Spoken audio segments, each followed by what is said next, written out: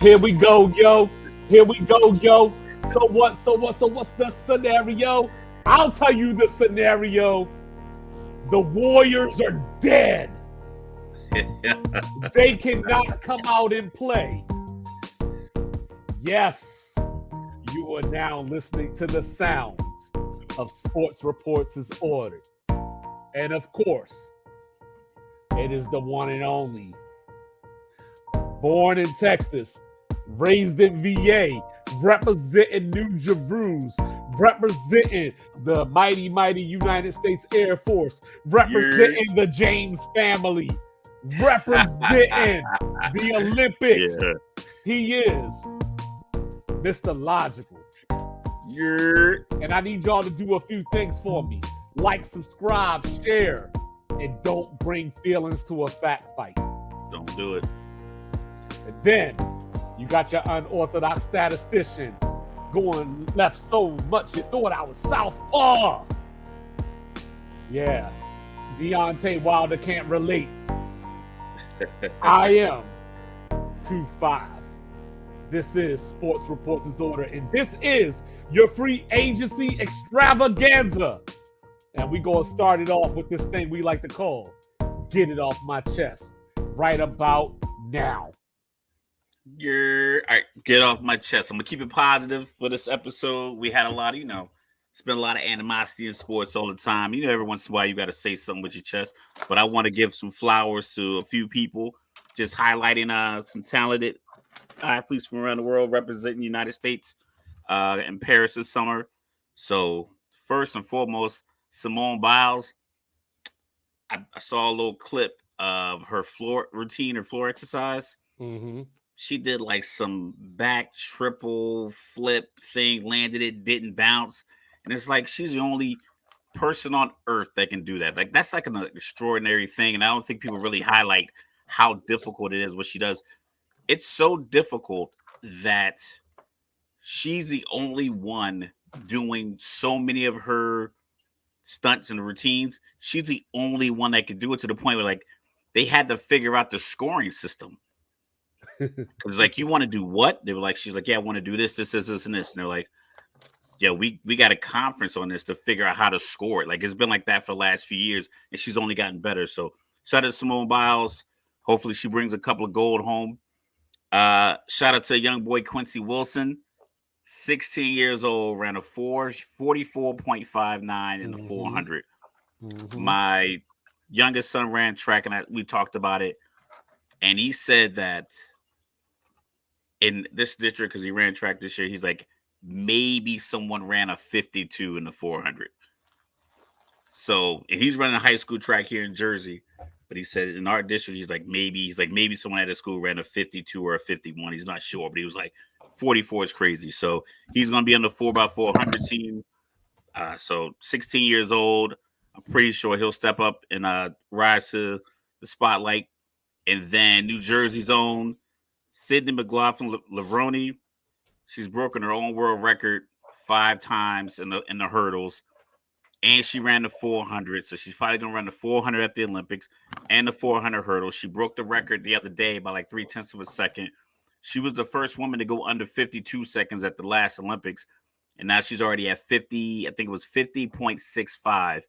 And she was 2 seconds ahead of second place. They all started at the same time. They all have the same amount of time to train.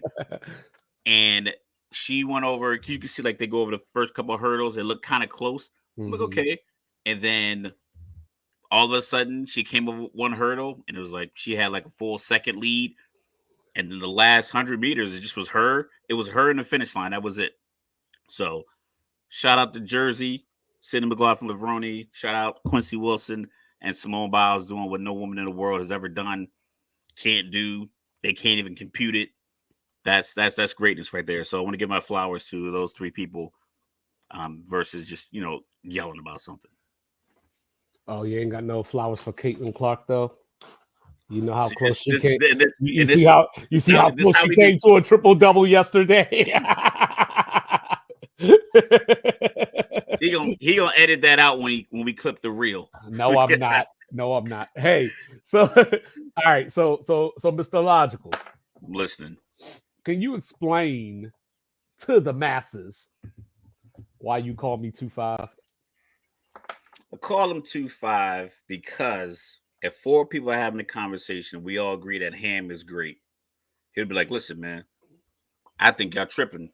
Baloney had a great run from 1979 to 1988. And they'll have stats. He was like, they sold more baloney and this. I'm like, where do you come up with this stuff? He was like, all right, listen, everybody likes sliced bread. Like, listen, before sliced bread, it was baked bread.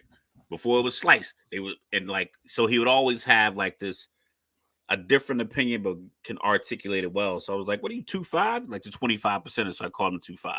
So he always has an off the wall opinion. So I don't know what it is, but we all about to hear it live right now on Sports Reports in Order.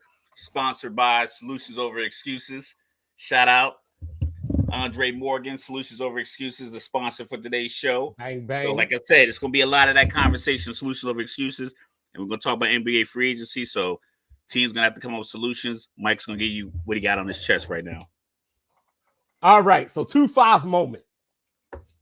I would like to take a moment in time to give a hand to the Los Angeles Clippers. Why? Because they went for it.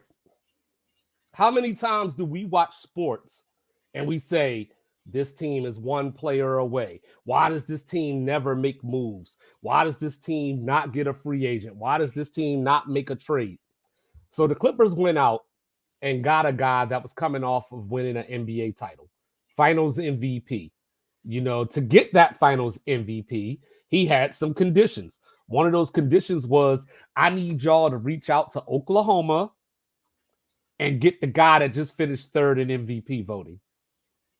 They did that. They went and got the one and only Paul George, So we can look at it now and we can laugh at them. They got to the Western Conference Finals once. Kawhi wasn't even there for that. They got eliminated in the first round this year. They got eliminated twice in the second round, including blowing a 3-1 lead to the Denver Nuggets before the Nuggets became champions. So it's easy to look back at the results and laugh at them. But in real time, I will admit, I didn't think the Clippers were going to win a title. But I saluted them for making the move. You know what I mean? Like when we look at these things, like LeBron James came to LA with a plan. I want Anthony Davis. And if they didn't win a championship, we might be having a similar conversation right now about them. But they did win a championship, so all is well. But LeBron had a plan. The Lakers executed it. It worked out. The Clippers had a plan, executed it. It doesn't work out because, as Mr. Logical always says, only one team can be the champion. That's it. Now, for the same reasons, right? You got a team in the Eastern Conference this year that had been to the finals, been to 6 out of 8 conference finals. And you know what? They went and got Drew Holiday. They went out and got Porzingis. Because when you feel something is in your reach, you exhaust yourself to get it. That's what the Clippers did. So I'm not going to laugh at them. I will report the facts to you, tell you why it didn't work. I will say that they should have known it wasn't going to work. But I'm going to give them the credit for taking a chance. Business is all about risk. Ask Donald Trump how many times he got bankrupt. Just saying. Yeah. Like I said, I like your 2-5 opinion, and I'm not going to disagree with it because, like I said, everything doesn't work out. The problem that I have with the Clippers was the fact that they didn't make a better move when the move they made in 2019 needed to be bolstered a little bit. They needed something. 2020, 2021, they needed to make a real good move. And I don't think they made that move. I think they just relied on the fact that in 2019, we made this move to get these guys. And you move the picks, and the picks turned into whatever. You trade a player, SGA, yes, went to Oklahoma City, and he turned into a stud. It's not enough ball action pause in LA for him to average 29 points a game with Kawhi there anyway. So if he had that talent in him, we wouldn't have seen it at the level that we're seeing in the OKC. The same thing with Jalen Brunson in Dallas with Luka. People it would have been Harden in OKC. Yeah, it would just been like, okay, he's getting 14 to 16 off the bench, and maybe one night when he's hot, he stays in the game for 36 minutes and he gets 26 or 27 shots. So I can't kill him for that. My thing was like when it was falling apart, I think they shifted to what I'm gonna start calling give me the 41. They just wanted to keep enough talent on the team, enough faces to put on the marquee so they could sell out their 41 home games. Because when Kawhi's knees were falling apart, he shouldn't have got the second contract after the one he signed in 2019.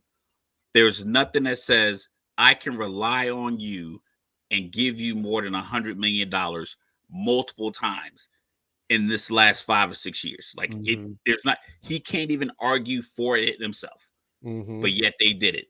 Then this week they signed James Harden to 2 years, $70 million. When they shouldn't have signed him in the first place. Period. They shouldn't have got him in the first place, but yet they gave him another $70 million. So yeah, I'm not gonna laugh at him because I don't think it's laughable. I just think like you could say they went for it, but you gotta like back that up when once it starts to go sideways, they just kept making it worse. I love Russell Westbrook, his energy. It didn't fit. Like it was not going to fit. Porzingis and Drew Holiday fit. Porzingis can do multiple things at 7'3". Drew Holiday can defend point guards, maybe a small forward in your two guard.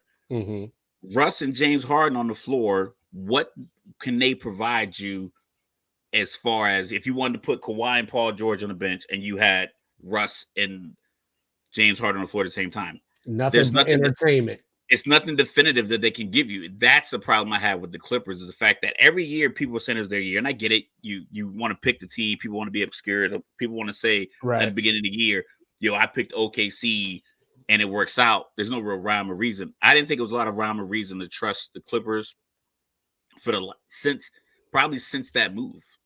Like that year, I think LeBron had just gotten AD, right? Or he was like that was part. It was the year after, right?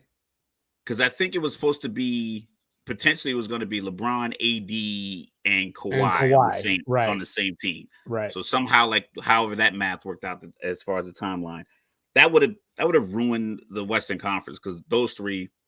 Because you can probably give Kawhi 30 games off if you wanted to. You could legit probably give him 30 games off. So you had the other two. But when it didn't work, and he came in with the King of LA commercial and all this stuff, and it doesn't work, you got to look at it like, okay, where did it go wrong? And I think it went wrong with they were trying to keep up with the Joneses being the Lakers versus like how we make our team better. I think they just made poor decisions with their personnel management. Well, sometimes you just got to appreciate the fact that we learned that Kawhi is a fun guy. But you know what? The reverse of the Clippers, right? Teams that go for it, teams that don't. I know that they won a title in the last 5 years. But Mr. Logical, can you explain to me what the hell are the Bucks doing? I haven't seen much. I've been looking on the radar, trying to figure out what they're doing. That's the point. They're doing nothing. I think maybe they feel like because the season was so discombobulated and then the injuries and the changing coaches, you give Doc Rivers that 30 or 40 games that he had, maybe close to 50 games if you count the playoffs. You give him an off season, institute his program. You can be optimistic that something can work going forward. So this is the thing. You know what I mean? Milwaukee is not aware. There's a war going on outside no man is safe from. Boston out here with a $940 million starting lineup. The Knicks went out here and traded it all. $1 starting lineup. Yeah. That money doesn't make. We're talking about a basketball team. It's 5 dudes. Right. And they're getting $1 billion. The Knicks went out here and got Mikal Bridges. Now you got the Supernova Wildcat Knicks. Philly, we'll get to them in a second, but they went out and made some moves. And Milwaukee's comeback is we got DeLon White, right? And don't get me wrong, I like DeLon Wright. I think he's a good pickup for them for what they need as far as a defensive guard, a veteran, another guy to get the ball out of Dame hands, to control the offense, let Dame come off of some of those screens and all that stuff that he can do. Yeah. But at the same time, look at what's going on around you. Yeah, okay, that's where you and I think we differ. You can't look at what the Joneses are doing. Yeah, they're making an RV pad on the side of their house across the street. You don't need one. You don't have an RV. So don't go spend $25,000 on concrete because you want your house to look like the one across the street. Never said that. Yeah. No, I'm just saying, like, if you look around, if you're looking around and you're thinking, do I have to get rid of 3 or 4 or 5 of my core guys and bring in 3 or 4 more and then hope the chemistry works? Or do I just, you might be like, you know what? Sometimes doing nothing is doing something. Keep your core, whoever you got to pay, and try to keep as many people in place because you already have enough, like, up and down with the injuries and everything else. New coach. The coach is all, Doc Rivers stays on the hot seat. So I figure, you know what? I'm going to keep it as simple as possible for you. You already had these guys. We'll add a couple pieces here and there. These guys come back healthy. They got eliminated in the playoffs pretty early, like pretty much like what? Early. Oh.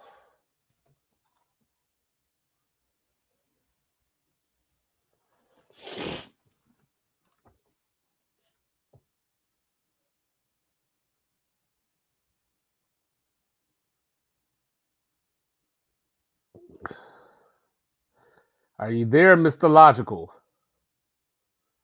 It looks like Mr. Logical's not there, so I guess I'll pick up where he left off, or what I was going to say. So when I look at Milwaukee, it's not that I think that Milwaukee needed to just make this move, jump out the window, and go crazy and just say, hey, let us go get Paul George. I'm saying that you have to take inventory and look at yourself, from the standpoint of, when I look at this, Boston was right on the brink of a championship. They were right there knocking at the door. And then they went out and got Drew Holiday and Kristaps Porzingis. Drew came from Milwaukee, by the way. So it's not even that. But what I think it boils down to is, I make jokes all the time about how Joel Embiid's knees are 6 to 7 years older than the rest of him. Brook Lopez is actually that age. You know what I mean? I talk about how Kawhi Leonard gets hurt all the time. Paul George isn't always there when you need him. You know who else gets hurt? Chris Middleton. Dame Lillard missed games in the playoffs this year. So from the standpoint of where's the depth, so looking at this, they had Pat Beverly throwing the ball at the fans. He's out of there. You got, Jackson, Andre Jackson, who I like a lot, but the Bucks haven't been giving him time. Doc Rivers didn't play him very much until he had to. Bobby Portis, is he going to be back? You look at the rest of the Bucks roster, Pat Connaughton, who's he going to guard on any of those teams that I'm talking about? Whether that's the Knicks, whether that's, hell, he can't even guard KCP. We'll get to that in a second. Boston, Donovan Mitchell or Darius Garland. We'll see if they keep their team intact. So when I look at the Milwaukee Bucks, it's not that they all of a sudden need to go out here and spend all the money. They just need to do something else that says we're serious about winning. And that's all I'm waiting for from the Milwaukee Bucks. As I continue, Doc Rivers has a problem on his hands, because Milwaukee doesn't have a bench. They don't have any depth. They don't have anybody else. So if Dame does miss a game, if Giannis does miss a game, if Middleton does miss a game, if Brook Lopez does miss a game, who on that roster is giving you any confidence that they can just merely be competitive? That's the problem. It's not about getting a star. You just have to solidify around, like the Warriors, right? They had Steph, Clay, Draymond, Iguodala, the whole gang, right? But they had Sean Livingston. They had Barbosa. You know what I mean? Maurice Harrison Speight. Barnes. Yeah, they had these people that for a quarter could get you 6 points that you didn't count on or that you didn't necessarily need, but it's a bonus now. That's what Milwaukee, I think, is missing because when you look at the Knicks, they lost Hartenstein, you know what I mean? But they got the Nova boys. Deuce McBride came into playoffs this year, hit a couple of shots. You know, you got Jericho Sims, who could be athletic, big off the bench. You know, you look at Boston. I don't need to talk about Sam Hauser. Mr. Logical does that enough. You know, Peyton, Mr. Cole Hauser. You know what I'm saying? Peyton Pritchard. You know, you look at who else am I looking at here? You know, like you look at Cleveland. They had Karis LeVert, who could shoot you out the game, but every now and again, you know, he could get you 12 big points, 16 big points. Milwaukee doesn't have any of that. Well, I mean, it might be a situation where you might just be so behind the 8 ball with the moves that everybody else is kind of locked in because Boston came about organically and then added 2 pieces. Now they look, well, if you count adding Derek White over the last couple of seasons as well, now they look unbeatable. Right. You know, so I think you just stay in this holding pattern and hope that you could be competitive for the long haul. Because I think a lot of players, and we talked about this before, we talked about it with football. Everyone's looking at what Peyton Manning was doing back in the early 2000s. It was trying to get a team to look like that. It was like, nah, just get a team that fits your scheme, fits your defensive coordinator. Like, don't get guys that, so when you match up against Indy potentially in the playoffs or in division twice a year, you can only stop them. But now you getting beat by everybody else because you got a bunch of tiny linebackers and safeties playing, you know, trying to play man-to-man coverage because they're going 4 or 5 wide all the time. And it's like, now you playing against, you know, the Browns, and the Browns running 2 or 3 running backs at you. And he's like, you're not built for that. Right. So sometimes you just got to match your personnel with your coaching staff and see if you can get an extra notch out of each position. Can you get these guys with chemistry to go to the next level?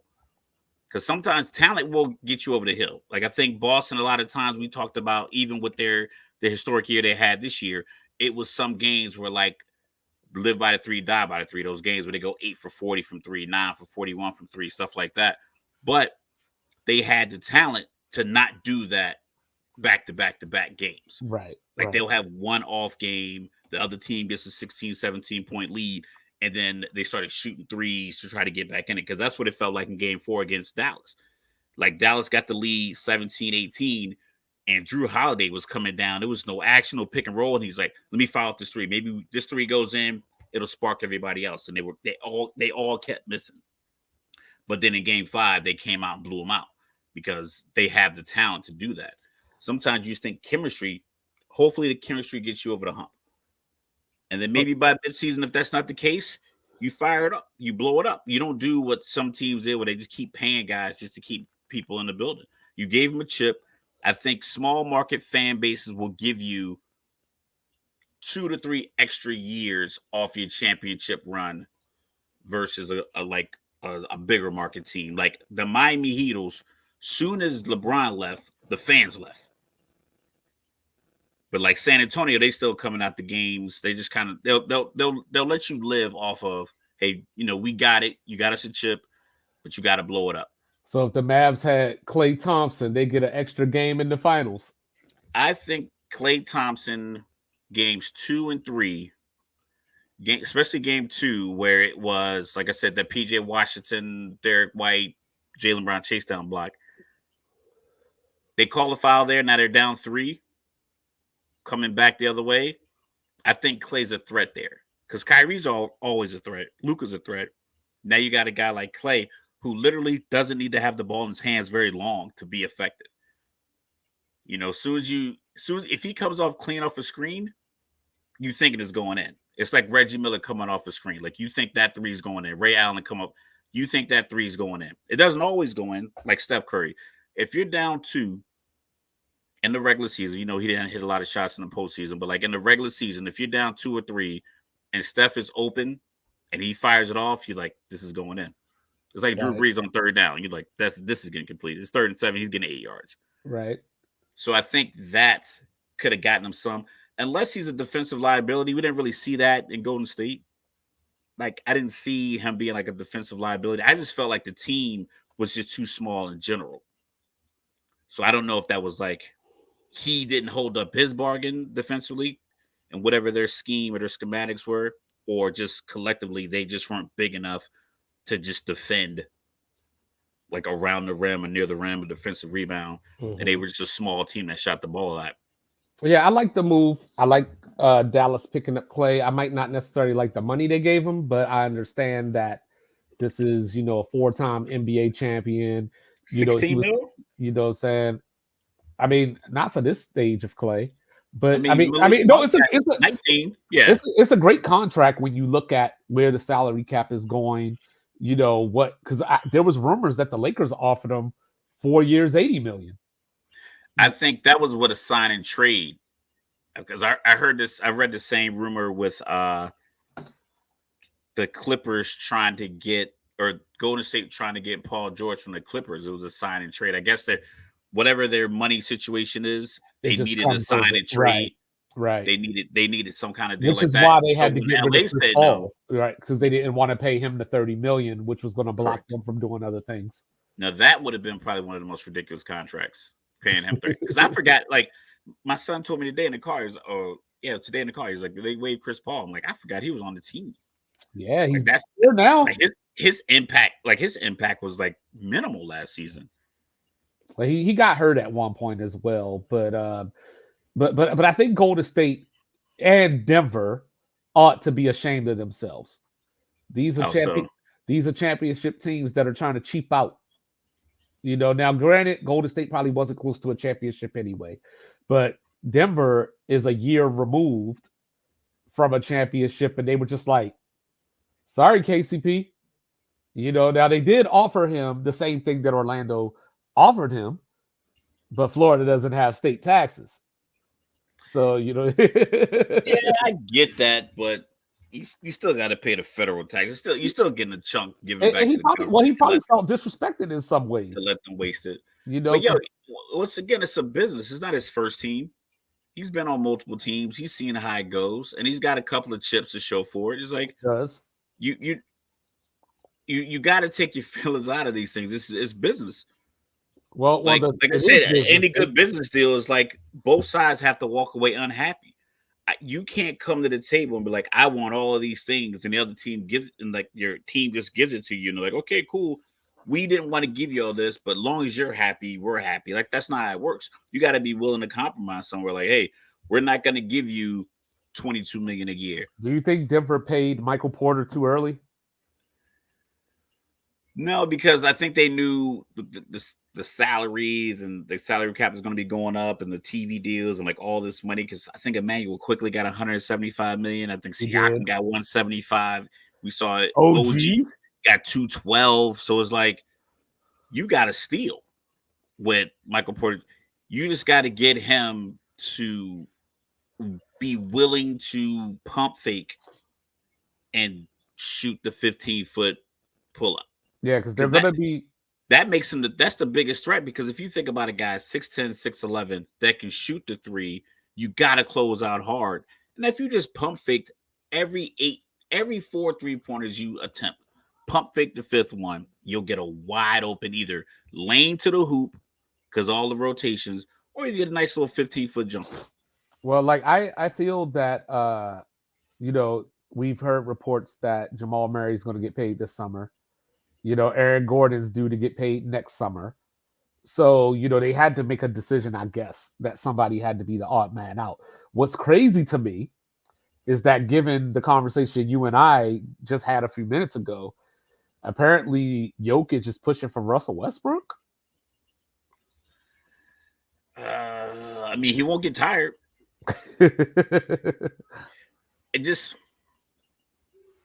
I don't know.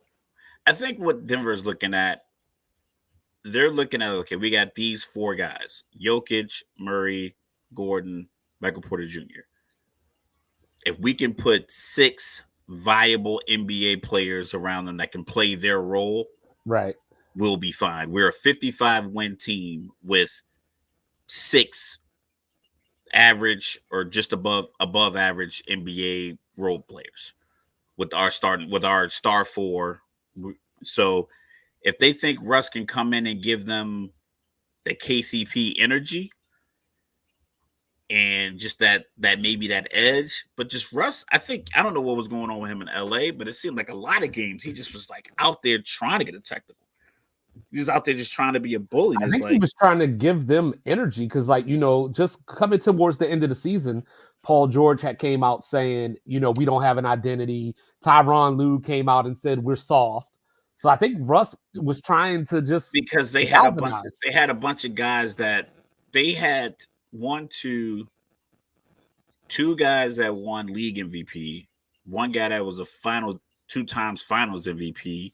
And then Paul George has been like the people's MVP ever since he was with the Indiana Pacers. I think people like Paul George. So I think the team is probably looking like we should be doing better.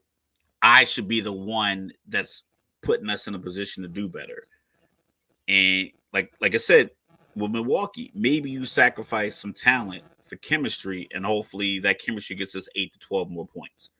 Just off a guy knowing, like Giannis knowing that this guy's cutting to the basket, or somebody's open for 3 and Giannis gets in the ball, or Dame gets in the ball. Like, just that. I don't know if the Clippers had that. So I think that's the rough thing. With Denver, I think they believe they have the culture that Russ can come in, and they can probably let him do what he does, because he looks to pass, he looks to rebound, he looks to push the ball. So it's not, he doesn't shoot the 3 well, but most of these guys are shooting all these threes, don't shoot them that well. So if people talk about it's a 3-point league now, it's a lot of dudes out there shooting 29% from 3. Mm-hmm. It's just that it's acceptable shot now because analytics is like, oh, we don't want you to shoot a 22-foot 2-pointer or 20-foot 2-pointer. Just shoot just 23-foot 3-pointer. So if that doesn't go in, it's still better odds or whatever the case may be. So as of this moment, as we sit here right now, obviously free agency just started yesterday. Yeah, popping. I know, but we're not trying to make any final declarations. But Dallas better than Denver right now?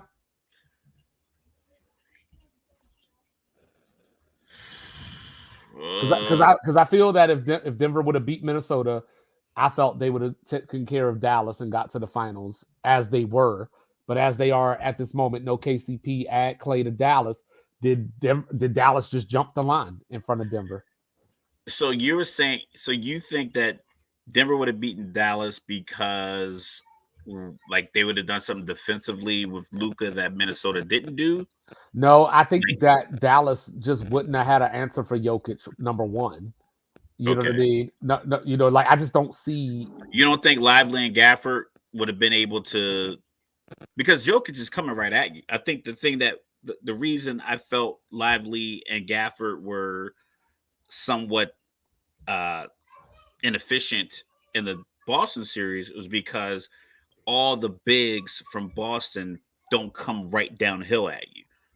I think they move you around. Jokic just shoots over you. Like he's coming right down the lane. He's coming right down the block. I'm not even necessarily talking about the scoring. I just think that Jokic puts the rest of the Nuggets in positions to get better shots than Minnesota was getting. Yeah. I think, I said, I think even with, I think you would have been able to do what, like we said, Miami did in like game 2 or 3 of the finals the year before, where you could just play him straight up. I think they played him straight up with Bam and just let him shoot a bunch of shots to take loot everybody else.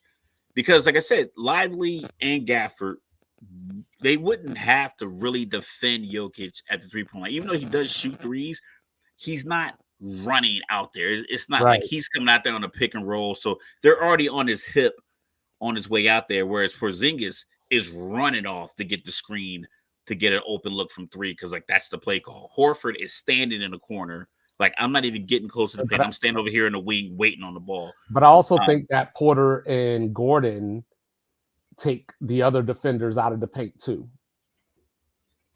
Gordon, to an extent, like I said, if you depends on who you're going to put on Luka. Because, like I said, I think Jokic was going to do his thing. I think you'd have put KCP on him, right? And then he would have torched him. They would have had to switch it up. And I think that's when guys I think Dallas probably still beats Denver because I don't think they have an answer for Luka. Okay. And I don't think they have a person that Luka has to guard to exhaust any energy either. Because he's not going to guard Jamal Murray. Okay. So so as we're looking, you brought it up, or one of us brought it up. What do you think about Chris Paul to the Spurs? I like it in the sense that it's a veteran leader, but I don't recall Pop having a point guard centric offense. Because Tony Parker was a point guard. I don't recall him consistently game after game standing at the top of the key, dribbling the ball, making calls with his offhand, like dribbling the ball with his left hand, putting people in positions and like running the offense that way. So unless they're there to mentor another young point guard that they have, or somebody that think they want to play point guard and they want them to absorb what they Chris did Paul just draft my guy at number 4.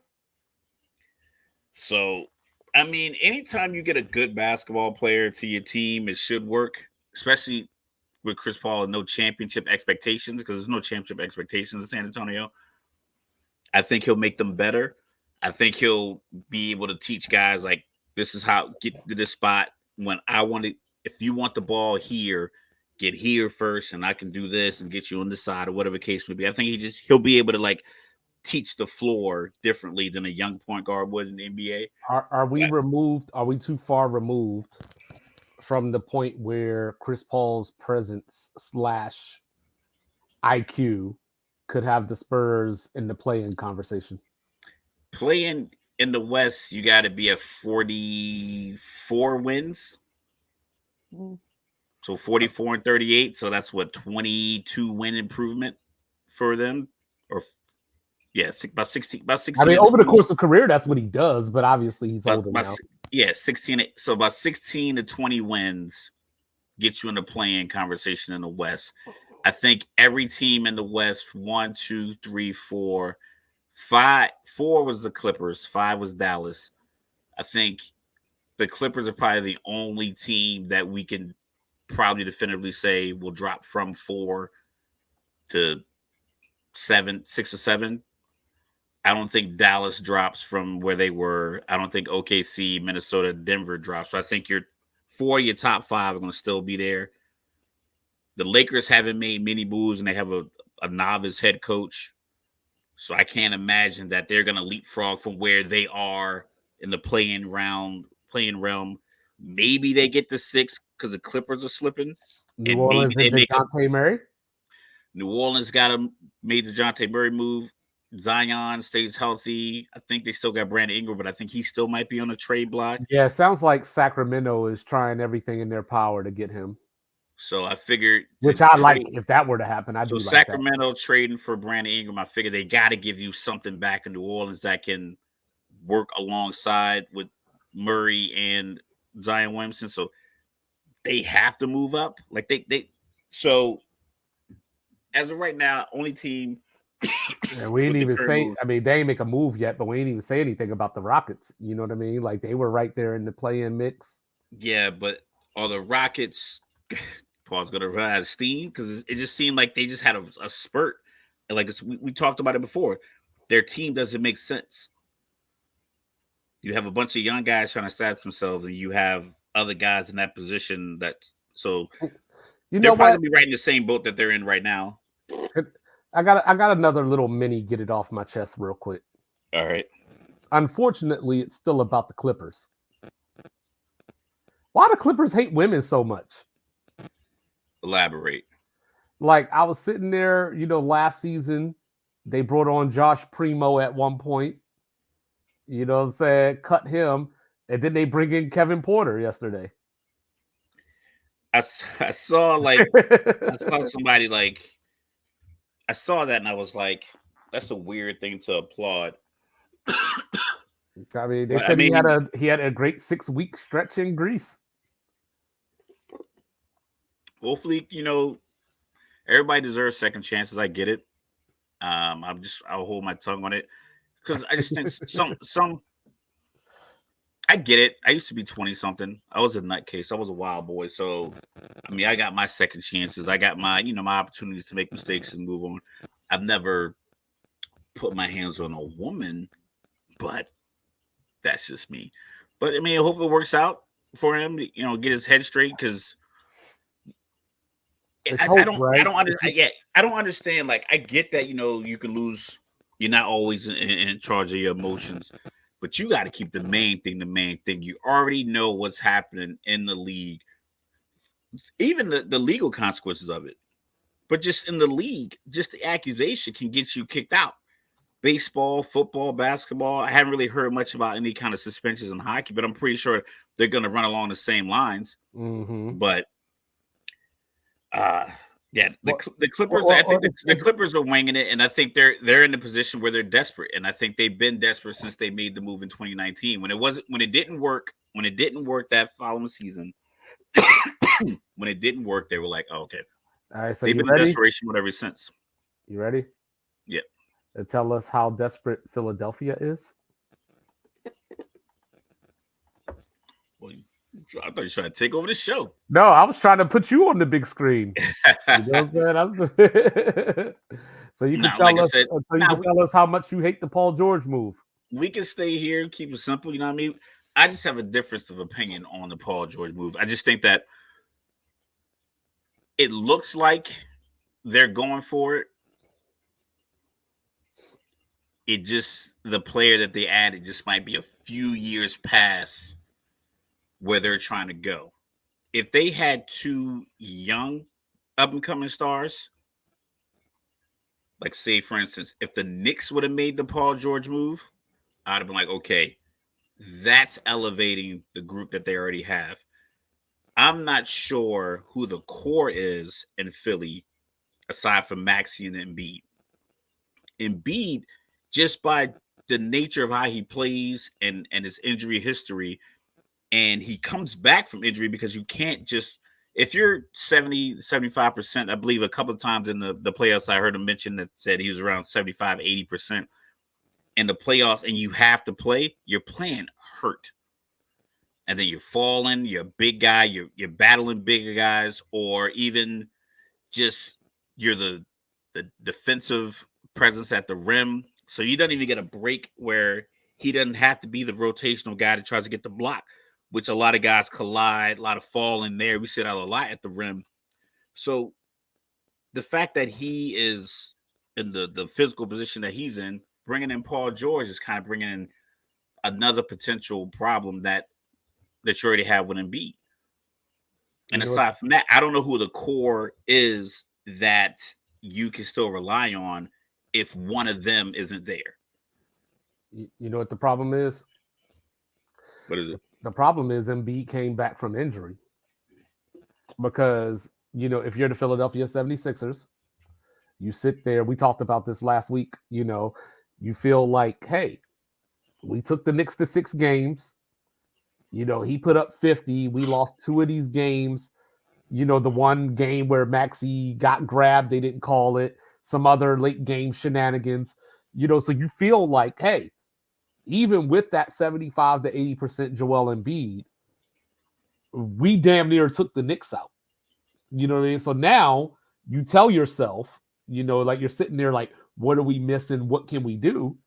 And you say, well, hey, Paul George is out there because they probably could have traded for Brandon Ingram, for example.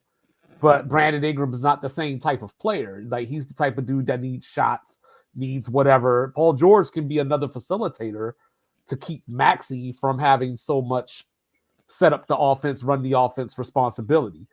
Paul George, in my opinion, has a little bit more left in his tank than, say, Clay does, from the standpoint of not being the takeover guy or coming out to score 30, but How just much being would you consistent. have to like? How much would you have to pay Brandon Ingram? You think? Probably about the same that you paid Paul George.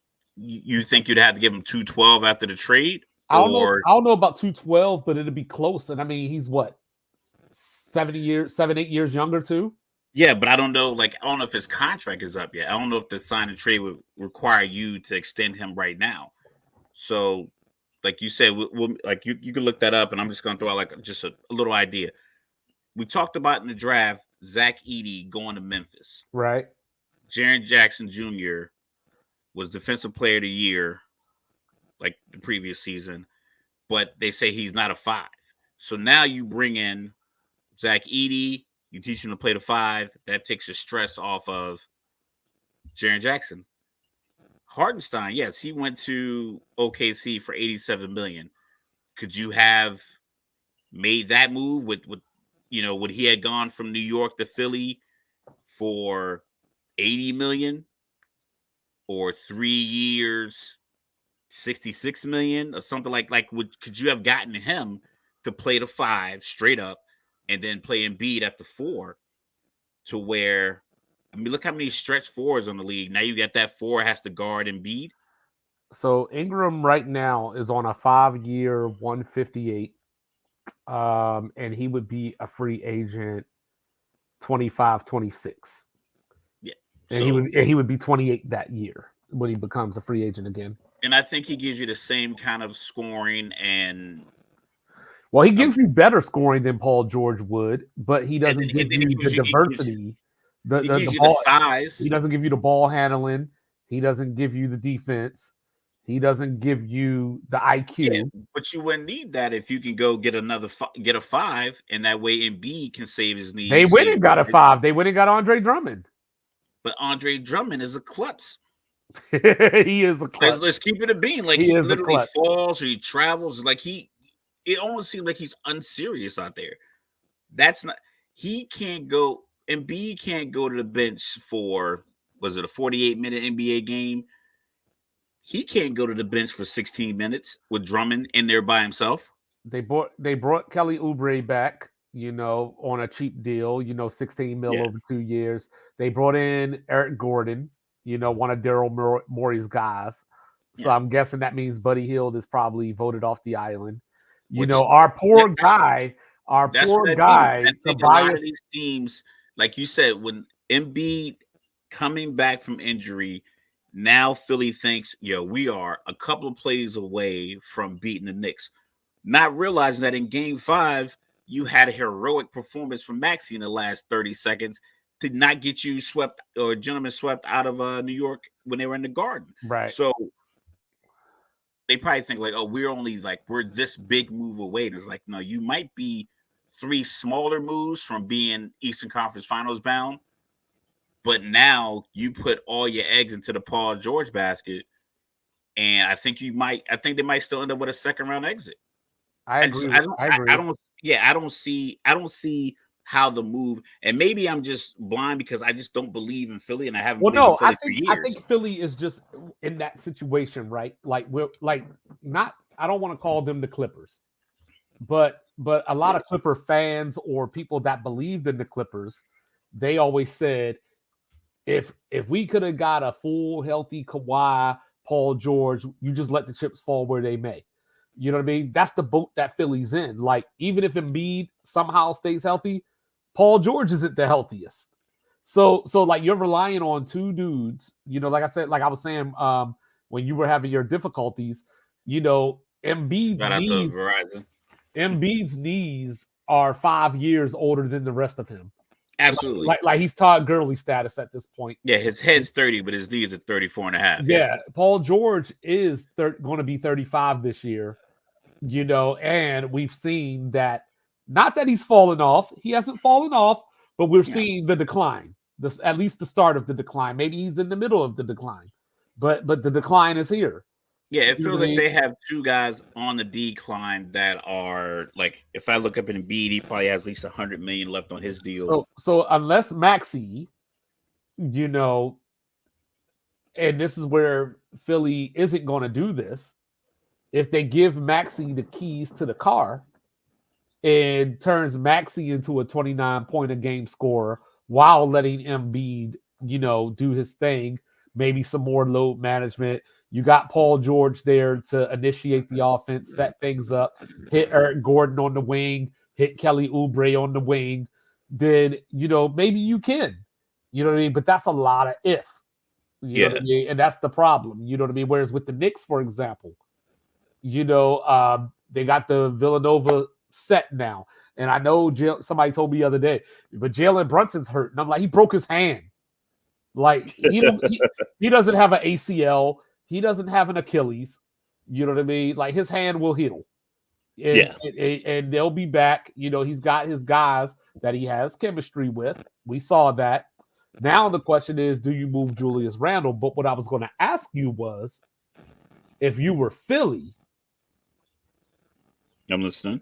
I'm looking up Embiid's information. Yeah, I'm listening. If you're Philly, would it have been better to try to snatch OG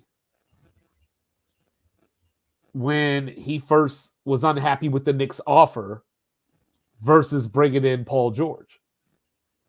But then again, OG's another injured dude. Who you like? So if you bring in OG, you still would have to. I don't know if he's the offensive threat that Philly wants. He's not. And if I'm Daryl Morey and he's an analytics 3-point offensive minded guy, remember his time in Houston, right, and his time in Philly, it feels like Paul George stretches the floor and he's a good defender. I don't know how great he is now, but he's a good defender, smart defender, and he's still 6'8" with a 7-foot wingspan. Like, you can't get rid of that. So defensively, he's probably looking at like, okay, I can get a guy that can give me 21.5, 21, 6 and 6, nightly basis, and play formidable defense with Embiid behind him, and just like a lot of tenacious role players. That seems like it works. But if you have OG, he's not a threat on the offensive end to spread the floor. Now you got Embiid dealing with double teams all the time. So I think it was probably wise not to do that, because especially if you're going to pay him both $212 million and like one guy's not going to give you the same offensive output.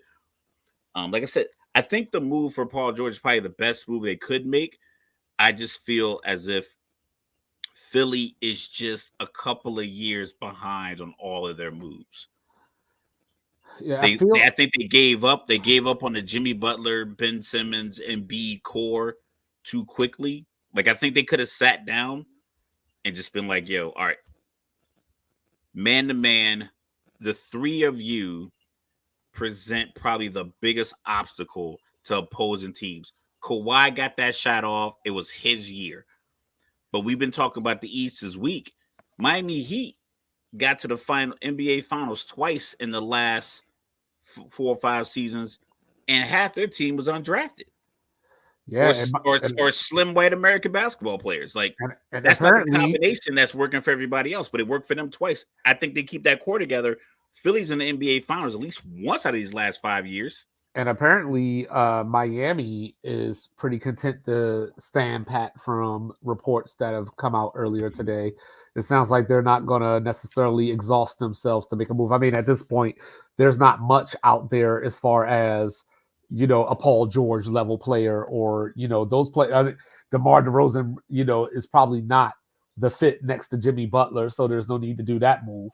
So, allegedly, DeMar DeRozan to the Lakers may be back on. You know what I mean? But that was the same thing we heard about last year. Well, last year, I think DeMar made it known that he wanted to stay in Chicago. It was the media that wanted him to go to LA because, they're trying to build LeBron a championship team. You know what I mean? And and the conversation about like getting players to LA is it's weird. And Nick Wright broke it down on First Things First. And I know I don't know if he's a clutch guy, but he's definitely a LeBron guy. And I think he kind of had a little bit of clarity. He's like, and he did kind of blame it on the front office, but he's like, it seems as if either the Lakers don't have what it takes to land these players. They They're don't. not. They don't have what it takes to land the players, or the general manager just isn't good enough to Well, I think people convince. don't like him because he was an agent. Not on, he was Kobe's agent, so I think he probably ruffled some feathers. Or maybe he just doesn't have the personality that you need. Maybe, but look at it though. For me to overlook the fact that like I cannot like someone in a sports group page, for instance, but if you're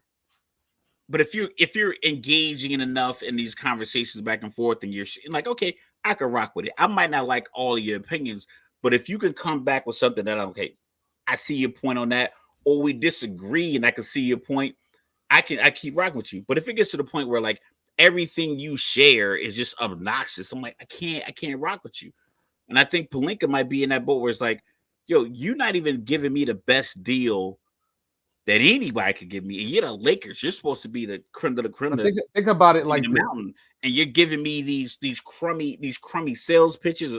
Something has to be off to the point where they haven't landed anyone that LeBron hasn't said, yo, come here, tell everybody you don't want to go anywhere else.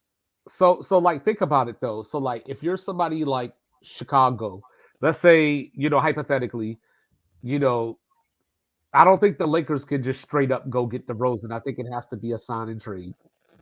You know what I mean? And with that being said, you're asking somebody to take D'Angelo Russell.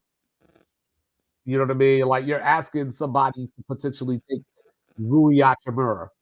You know what I mean? Like I don't know what you're offering that, because people do this thing like with the Kyrie thing, right? That was spite. That was spite. Brooklyn was just like, we're not sending you to LA. You know what I mean? Like, even though LA probably could have gave them better than what they got from Dallas. You know what I mean? But at this stage in the game, if you were a GM and the Lakers came to you for your best player on your team, what can they offer you? They don't got no damn draft picks.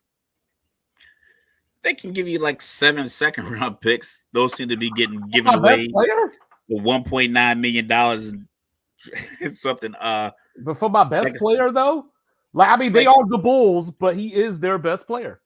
But if he wants to go, I think he's a free agent. He is a free agent, but like I said, I don't know if the Lakers have the money to just do. You might have to get like a third team involved, like the NBA sign and trade stuff. Like, I wish I worked in one of these offices so I could fully understand it, so we can have more articulate conversation about it. But the Lakers, or are the Lakers being cheap? It has to be something. Either they don't have the money, because Steve Ballmer has the money. Yeah, that's why we got a salary cap, because he would just be the Yankees. Yeah, he has the money and he's willing to pay the tax.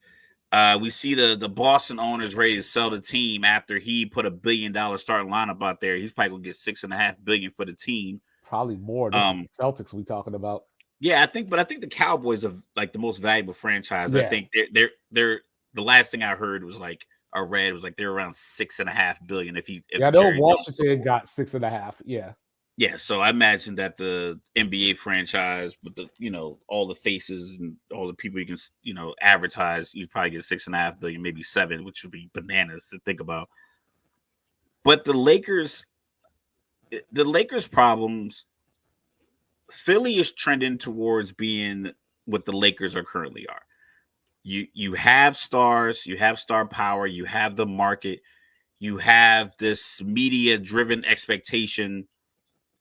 But when it comes down to when we open up your books, it's like you don't have the pieces to meet the demands of the media has leveraged upon you.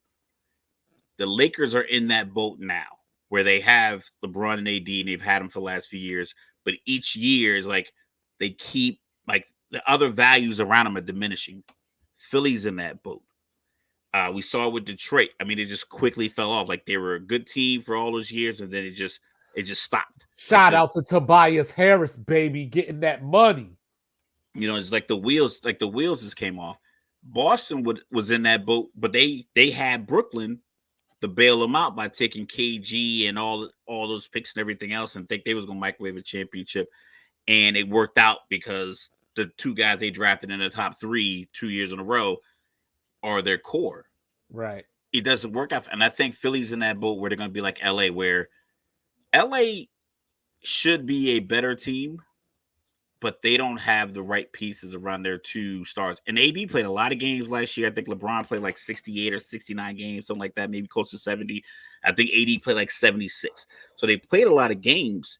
It's just that I heard it on another podcast. I believe it was like Stephen A. Smith said this, and it's like something that made a lot of sense. He was like, I know their overall 3-point percentage was like 37%, but they don't shoot a lot of threes, but there's 37%. He's like, but to me, he's like, to my eyes, it was a lot of games where the role player needed to hit the 3 to make it 104 to 104 and missed. They're down 1 or they're down 2, and this person gets an open 3 and they would miss. So they hit 37% throughout the course of the game.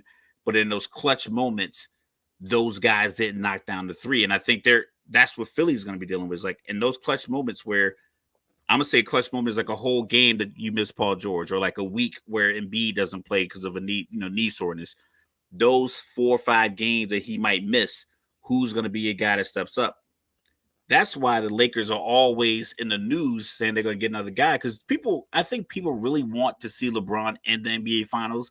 I think that whole, we talked about the past series, the Boston and Dallas.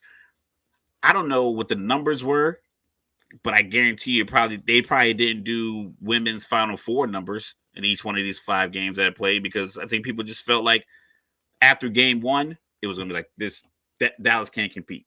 Then after game 2, and it was close, but once it got the 3-0, they were like, I think people tuned out probably for the last 2 games. I think if LeBron's in the finals, the thinking is probably this is going to be the greatest finals ever. So let's get him there. And it's like his team isn't really built to make that run. Right. Well, at this stage, looking at the draft picks, that they don't have, looking at the players that you would have to, like, yes, there's a chance that you would need a third team, but it goes back to that same thing. If I'm the third team, what's in it for me? Yeah, who am I getting from where? Right. Chicago, I don't know how full their cupboard is, but I can't imagine that a team like Portland wants to get involved just to help these other 2 teams get better. Like I don't know what, Well, they brought in Giddey. The Bulls brought in Giddey, and that's where DeMar just said, keep the family away. I'm trying to keep the family safe. And then, they got Vucevic, who they're potentially trying to come off of. They just paid Patrick Williams. Kobe White isn't going anywhere. What else is there? The NBA, we're talking about like moving teams. They definitely can't expand. They don't have the talent to add 2 teams. So if they're trying to get to Seattle, Vegas, Kansas City, and what other city they were trying to talk about putting a team in, you don't have the talent to do that just yet. You might be able to move 2 teams, but there's not enough star power to go around. There's not enough personalities. I mean, you got the young boy that just got drafted by Philly. He ain't stopped making TikTok since the draft. Hey, so before we get out of here, I want to let the public know I am a man of my word.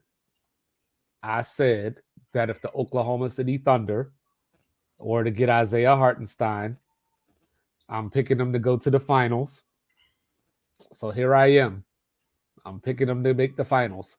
And it's not because El Residente, I think that Isaiah Hartenstein is this great player, or he's just gonna come there and average 27 and 13 and it's none of that.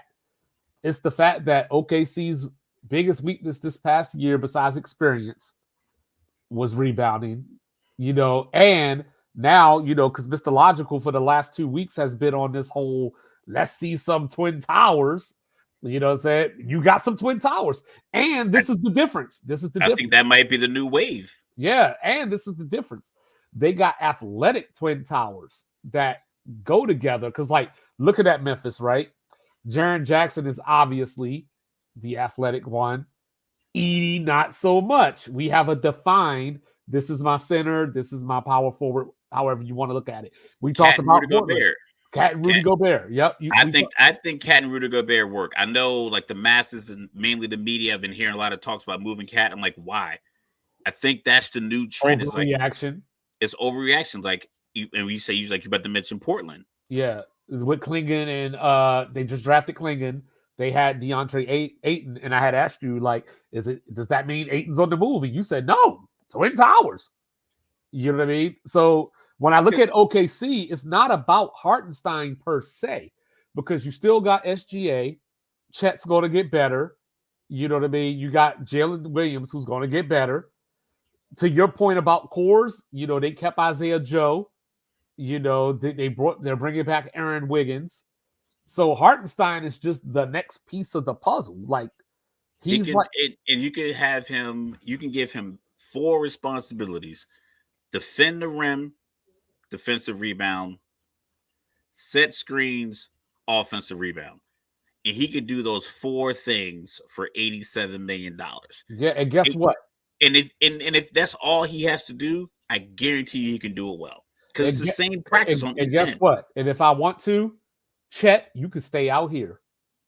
On offense. On offense, yeah. Yeah, you could stay out here. And defensively, I could put Chet on a small forward and just give a guy like PJ Washington hell. Just with the length. Right. So now, you know, I put Lou Dort and some of these aggressive, smaller, you know, defensive back size players that I have, and just have Chet, like, Chet, just use your length on a guy who doesn't get a lot of shots. You engage defensively, maybe you get a couple of blocks, run outs, you force some bad shots, you get the big man down there rebounding. I think that the NBA is going in waves, and I talked about this a lot in our group. About like the star power. You know, we talk about the foreign players coming in. We talk about the draft, all these French guys. And I get it. But it's a wave where now I think you're gonna have a few young guys. There's gonna be a lot of old heads that people think are gonna be like, in the league for a while. 2025 is coming. Like 2025 is close, and Chris Paul might play this year. I can't imagine him playing longer. Kevin Durant, you got this season. I mean, maybe you get one more year after that. Give me another one. Steph is young, and I know he moves. I mean, in your 30s, you're young, but in NBA, you're old. Yeah. How many more years does he want to play? How does Draymond's attitude look? Because do you really want to go out there next year and play 82 games, and half of them Draymond's has technical like behavior every single game? It's like I can't keep dealing with this. You see that? What's that? So not only, and I know I don't want to beat this team to death, but I just saw some news. Not only did the Clippers bring in Derrick Jones Jr. for $30 million, they just brought in the one and only Mo Bamba. He's tall. I don't know what he does. He's tall though. Mo Bamba. But the Sixers, like one more thing. Hold on, real quick. I had this written down. How is Zach LaVine untradeable? Is it really the injuries, or is it just like is his attitude that bad? Because like we all remember the draft when he got drafted by the Timberwolves, and he put his head down, he lifted his head up, and he was like, "Fuck," and he did, and he said it was like a relief. I'm like, dog, we're all not experts in body language. that was not a relief pick. That was like, fuck, I'm going to Minnesota. One of my biggest what ifs, 2-5 moment. One of my biggest what ifs is what would have happened if you kept LaVine, Wiggins, and Towns together and just let them develop. Not that they would have won titles or anything, but just like, I just wonder what it would have looked like, after. Trying to think. I'm trying to get a comp. After 3 to 4 years, what would it have looked like? But to answer your question, the injury could have been OKC with Kevin Durant, James Harden, and Russ. No, it wasn't. It wouldn't have been that good. No, it wasn't going to be that. They could have been spoiler maybe, but but I just when I think of Zach LaVine, basketball is a team sport, right? Okay. I think of like Rudy Gay. you know what I mean, of this guy that's going to get points. He's going to take shots. You look at him and you're like, this guy is a really good basketball player. Why does his team never win? But a lot of teams aren't really built to win. I know. And he seems to be on those teams. You know, because we talk about some of these teams like just not being good for years. And it's like, well, the other day, right? That was the Bulls' first trade in the last 3 seasons.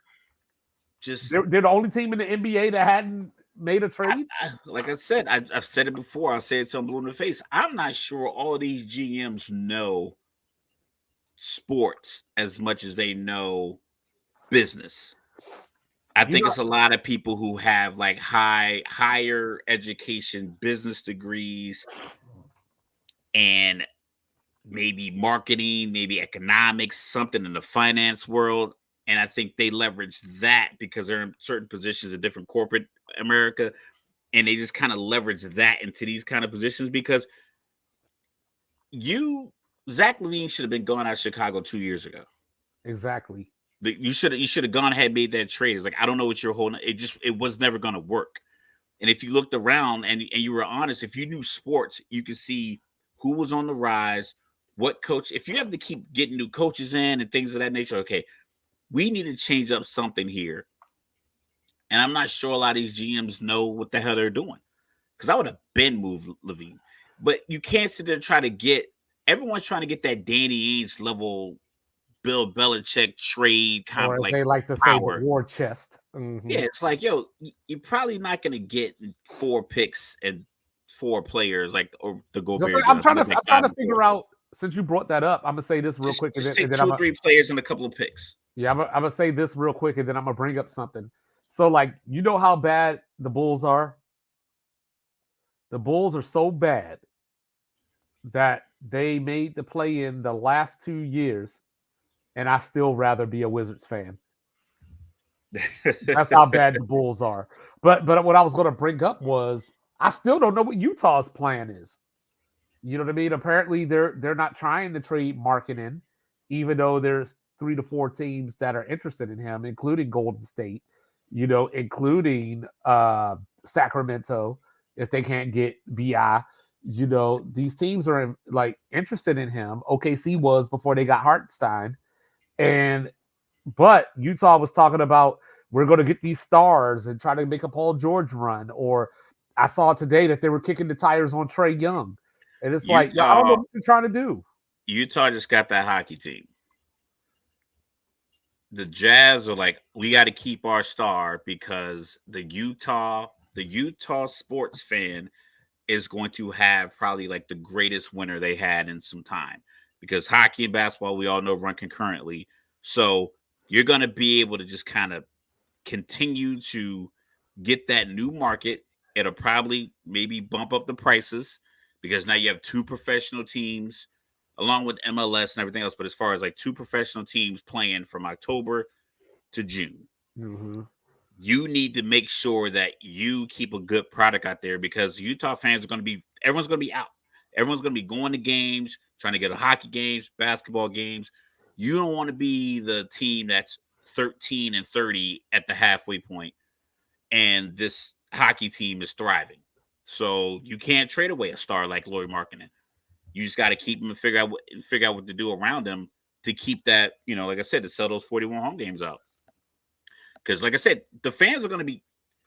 If you go to New York City on the Yankee, if I take a train from here to Manhattan and I'm taking the train uptown, it is jam packed full of Yankee fans during the rush hour, because the game started like 6:30 or 7. So those people getting off work, coming home, whatever the case may be. The trains are so packed. It's hot. It's July and June, and it's just packed. But people love going to these games. You can't lose that. Like, we talk about the Pirates. Their stadium was empty all the time, like the Oakland A's. All the fans showed up one day to say don't sell the team. None of them came back. But certain cities where it's like it's just sports every single season, right, and it's multiple teams playing at once. Yeah. It's just you want to be a part of that, and you don't want to be the odd man out. Like you don't want to be the team that can't sell out a home game when you have professional sports teams all year long selling out games. Right. You want to keep that in, and you need a star. You need a face in basketball that your environment, the people around you can rock with.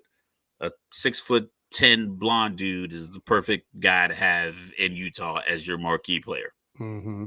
And then last thing, we ain't got to spend a lot of time on this, but like, or any time really, but Charlotte just be doing stuff just to do it. Like Charlotte do it just because they got a bank account. Like so you got Clay. So you got Clay going to the Mavs, and then Charlotte's like, just give us Josh Green then. Josh Green couldn't hit the ocean if he fell off a boat in this whole series. He was wide open. He was wide open for 5 games. I think he had a run where he knocked down 3 in a row in game 3. He had like 9 or 12 points at halftime off like 3 or 4 threes. It didn't score again. And that's why didn't see the ball go through the hoop. And that's why they are the Charlotte Hornets. That's why we are Sports Reports Ordered, because you're going to get some Hornets and Jazz talk as well. He is Mr. Logical. Don't bring feelings to a fact fight. I am your unorthodox statistician. Happy birthday to America, even though my people wasn't free at the time. I ain't gonna shit on your holiday. Yeah, like I said, solutions over excuses. The link's gonna be in the description. Shout out to Black-owned business, veteran himself, retiree. So solution over excuses. All these teams making these moves. Listen, we need solutions, no excuses. We don't need the excuse that Clay is old. We don't want to hear the excuse that Embiid has 40-year-old knees. You paid the $212, you paid the $205 to Maxi Philly. I need you to do something. I want to come down to the Wells Fargo Center and check out a game. I want it to be chaotic. I want to go down to Xfinity Live and watch people ride the bull while the Sixers games are playing and they're, in the running for, number 1 seed in the East. I want to see them be able to do it because the NBA needs parity. And I think the last 6 years with 6 different champions, it should feel like parity, but a lot of it feels like so many teams are just falling off. So solution of excuses. LA, you got 2 top 15 players. I don't care if Rob Pelinka sucks in negotiating. Hire an actor. Send somebody else in. I mean, call Denzel Washington, have him make a phone call for you. Call Samuel Jackson. Solutions over excuses, man. Point blank, Mr. Logical is trying to go to the finals, and he wants LeBron to be there. You know what I'm saying? You'll fly up. You know what I'm saying? I'll buy you a ticket. I'll be on Expedia. Mr. Logical, representing the James family. Clutch, call me. Rich Paul, call me. Listen, we a package, though. We a package. There's no solo projects. And Rich. There's 2 vets, no gimmicks. Rich, I know I be talking a lot of shit. But if they don't want the package deal, I will go to Australia. Just to let you know. Good day, mate. But we will be back. Bobby. Like, review, subscribe, tell Granny good night, and we'll see you soon. We love you. Peace.